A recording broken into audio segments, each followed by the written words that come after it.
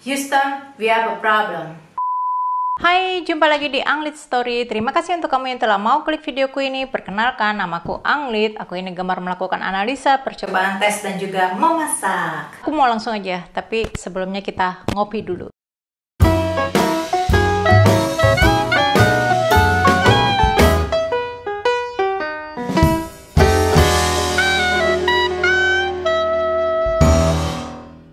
Ini terjadi pada 50 tahun yang lalu. Pada awalnya, Presiden Amerika Serikat yaitu John F. Kennedy menantang negaranya untuk mendarat ke bulan dan kembali ke bumi dengan selamat. Tahun 1965, Houston Mission Control dibuka untuk memonitor telemetri dari pesawat luar angkasa melalui komunikasi lewat voice loop di dalam ruangan staff support atau backroom. Apollo 13 adalah misi kedua Houston, di mana sebelumnya Apollo 11 yang telah mendaratkan Neil Armstrong ke bulan pada tahun 1969 dan Apollo 12 telah mendemonstrasikan performa astronot. Diharapkan Apollo 13 dapat mendarat ke bulan sesuai dengan moto dari misi itu, yaitu Ex Luna Scientia, dari bulan pengetahuan. Rencananya Apollo 13 didaratkan di bulan, di kawah Fra Mauro, karena ini adalah daratan keras di bulan yang terbentuk karena tabrakan asteroid. Apollo 13 terbagi menjadi 3 modul, yaitu Command Module yang selanjutnya akan gue sebut dengan CM. CM ini berbentuk kerucut, di mana para astronot bekerja.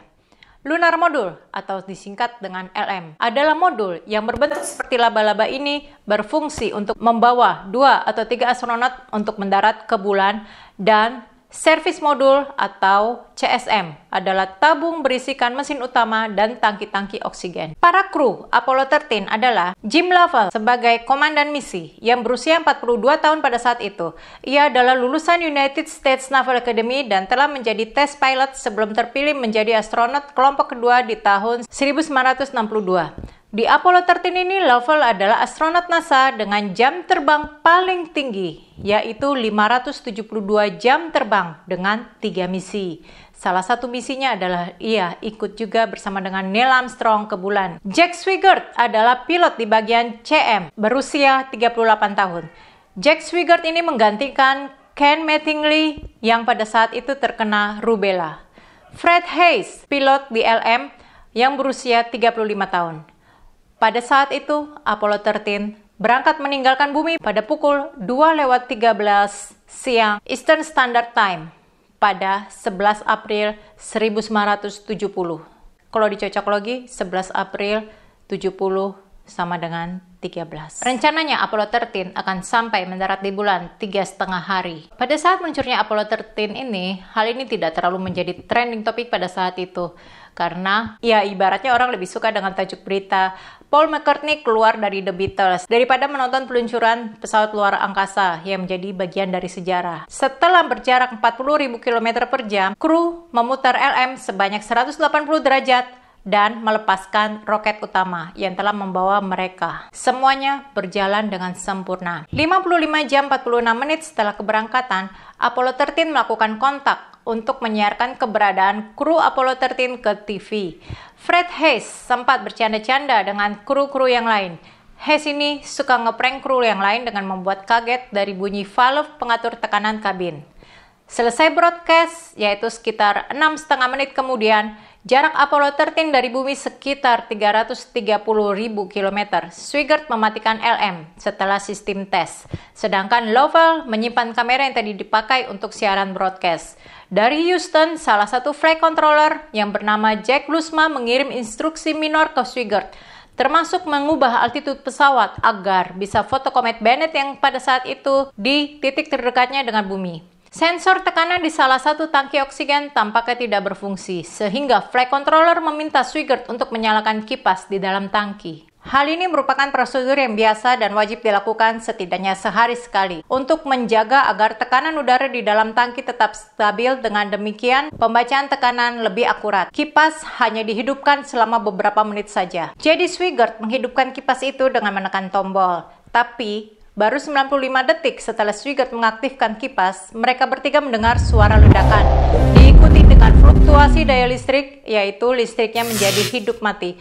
Juga ada suara tembakan dari pengatur pendorong. Komunikasi dan telemetri ke bumi pun hilang selama 1,8 detik, sehingga sistem terkoreksi otomatis dengan antena bati tinggi pita es yang digunakan untuk komunikasi translunar. Kejadian ini terekam di 55, 54, 53, tanggal 13 April.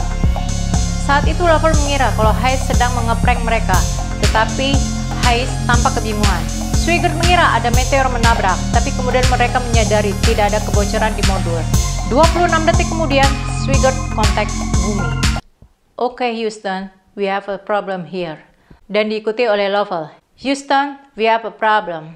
Lampu indikasi main busway undervolt menyala, menandakan kurangnya tegangan yang dihasilkan oleh 3 sel bahan bakar. Bahan bakar ini diperoleh dari hidrogen dan oksigen dari tangki-tangki di CSM. Dari Houston diamati, 2 dari 3 sel bahan bakar rusak, di mana 3 sel bahan bakar ini adalah sumber listrik utama. Beberapa saat kemudian status kembali normal, tapi ternyata pada saat itu sedang terjadi pemborosan daya di bus A dan bus B. Hayes segera memeriksa status sel bahan bakar, yang ternyata mati. 3 menit kemudian setelah ledakan ini, di bumi mendapati adanya pembacaan angka-angka yang aneh. Tangki 2 kosong, sedangkan tangki 1 menunjukkan angka 725 PSI yang semakin menurun. Tampaknya sel bahan bakar 1 dan 3 sedang ada masalah.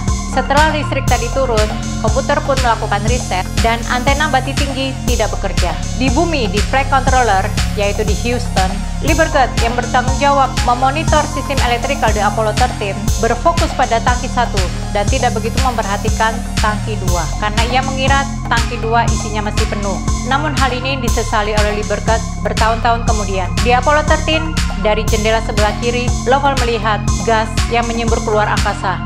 Namun mereka tidak panik, karena mereka tahu panik tidak akan menyelesaikan masalah. Karena sel bahan bakar butuh oksigen untuk tetap bekerja, sementara oksigen di tangki 2 sudah habis, jadi harapan tinggal di tangki 1, yang pelan namun pasti tetap berkurang. Dengan sisa bahan bakar, Kranz, yang merupakan direktur penerbangan, memerintahkan tangki agar diisolasi untuk penghematan oksigen, karena diperkirakan bahan bakar akan habis dalam waktu 2 jam. Dan diputuskan juga untuk mencegah kebocoran, Apollo 13 mematikan sel bahan bakar 1 dan sel bahan bakar 3. Jadi hanya sel bahan bakar 2 yang menyala. Misi yang sebelumnya mendarat di bulan berubah menjadi misi membawa 3 astronot kembali ke bumi dengan selamat. Untuk menghemat energi, listrik dimatikan, yang berarti lampu dan air juga dimatikan. Hal yang pertama mereka lakukan adalah memperbaiki arah lintasan, karena ledakan tadi telah membelokkan sedikit arah lintasan mereka, yang kalau tidak segera diperbaiki, mereka tidak akan bisa mendarat lagi ke bumi. 1 jam setelah ledakan, Houston telah membuat keputusan, di mana ketiga astronot itu harus menggunakan LM sebagai kapal penyelamat. Karena dari perhitungan mereka didapati jika mereka tetap di CM, mereka hanya bisa bertahan selama 15 menit karena kurangnya oksigen. Ada beberapa pertanyaan yang menjadi pertimbangan. Bagaimana dengan makanan dan minuman di LM? Bagaimana mereka bisa kembali ke bumi? Semua sistem harus digarisbawahi, semua sistem harus dimatikan. Yang berarti temperatur di dalam akan sangat dingin. Dan entah apakah sistem utama dapat juga bertahan di temperatur yang dingin. Dengan sisa daya yang tinggal sedikit, mereka pun bertiga akhirnya pindah ke LM. LM ini bentuknya seperti laba-laba karena didesain sebagai kendaraan untuk mendarat. Di sana tidak ada bangku, dan kalau sampai mereka salah menaruh kaki, hal itu akan melubangi dinding kendaraan itu dan mengakibatkan oksigen bocor keluar. Di Houston, para engineer menghitung berapa lama ketiga astronot ini dapat bertahan di LM, karena LM ini didesain hanya untuk 2 orang saja. Dan balik lagi ke pertanyaan utama, bagaimana membawa mereka pulang ke bumi? Ada 2 opsi. 1. 3 astronot itu tetap menyalakan mesin utama dan membawa mereka kembali ke bumi secepatnya dengan resiko mesin rusak. 2. Memanfaatkan gravitasi bulan untuk mengayunkan mereka kembali ke bumi. Maka dipilihlah opsi kedua. Dengan dipilihnya opsi kedua ini berarti mereka menggunakan bantuan roket LM yang sebenarnya tidak didesain untuk hal ini.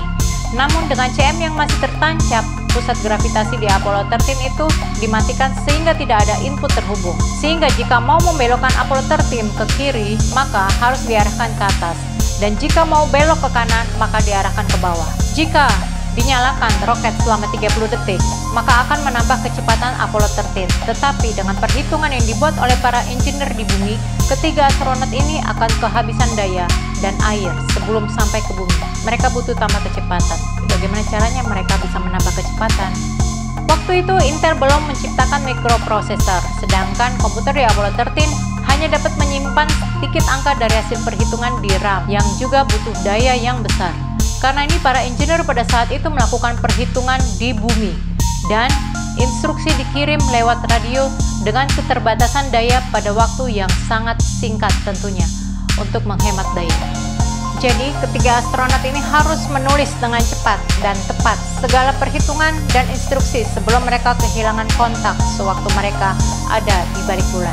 Mereka menulis informasi orientasi sistem dan menghitung dengan coretan di kertas, lalu diinput ke LM. Perhitungan itu menghasilkan pembakaran roket selama 5 menit yang mempercepat waktu mereka untuk sampai ke bumi sebanyak 24 jam. Tetapi mungkin roket tidak memiliki waktu sebanyak itu. Jadi saat ini, masalah terbesar mereka adalah daya, bukan oksigen. Ada dua pendapat saat itu. Daya harus dimatikan supaya berhemat, agar pada saat Apollo 13 sudah melewati bulan, daya dapat dihidupkan lagi. Yang lain berpendapat, daya tetap dinyalakan agar Apollo 13 dapat memposisikan jalurnya tetap di lintasan. Lalu kemudian mereka memutuskan komputer untuk tetap menyala, dan yang lainnya mati. Berarti suhu di dalam akan menjadi sangat dingin selama 3 hari. Untuk menjaga air, ketiga astronot mengurangi sebanyak 1/5 dari biasanya, dan mereka tidak membuang urin keluar supaya arah lintasan mereka tidak berubah. Jadi mereka simpan urin di kantong dan berhenti minum air. Mereka menjadi sangat kedinginan, sangat kehausan, dan sangat kurang tidur. Sampai-sampai Hayes demam karena infeksi menahan pipis. Lovell dan Swigert memeluk Hayes di kanan kirinya Hayes supaya ia tidak merasa kedinginan. Namun muncul masalah lain. Level karbon dioksida bertambah. Mereka harus mengeluarkan karbon dioksida ini atau mereka akan mati lemas. Di LM sudah kehabisan filter karbon dioksida. Namun di CM masih ada sisa filter. Masalahnya kalau filter dari CM dan LM ditukar tidak kompatibel karena filter LM itu berbentuk tabung, sedangkan filter CM berbentuk kotak. Perjalanan Apollo 13 masih sisa 2 hari lagi. Jadi di Houston dibuatlah prototipe pembuatan filter dan diberitakan melalui radio. Sulitnya adalah karena tidak adanya image untuk menunjukkan langkah-langkah yang harus diambil. Namun mereka berhasil membuat filter itu sehingga kompatibel dan dapat dipasang ke LM. Dengan memakai bantuan lakban, dus, dan juga kantong plastik, masalah karbon dioksida selesai. Namun kini mereka kembali ke masalah utama, yaitu jalan pulang ke bumi. Titik jatuhnya diperkirakan di Lautan Pasifik, tetapi Apollo 13 ini bisa mendarat di mana saja. Karena pada saat Apollo 13 masuk ke dalam atmosfer bumi, masuk re-entry, Apollo 13 harus tepat 2 derajat. Kalau kurang setengah derajat, mereka bisa mental lagi keluar dari atmosfer bumi, dan jika lebih dari 2 derajat, maka mereka akan jatuh seperti meteor menabrak bumi, terbakar habis. Lalu kemudian Lovell dan Swigert melakukan perhitungan secara manual, di mana mereka harus mengukur posisi mereka dari jendela. Swigert bertugas untuk melihat altitude dari jendela, sedangkan Lovell bertugas untuk memencet tombol-tombol yang ada di sana. Jika mereka sampai salah perhitungan, sampai salah 1 detik pun, maka mereka tidak akan bisa kembali ke bumi. Kemudian Swigert pun bilang start, yang diikuti dengan Lovell memencet tombol start. Setelah 14 detik kemudian, Swigert bilang stop dan segera Lovell memencet tombol stop.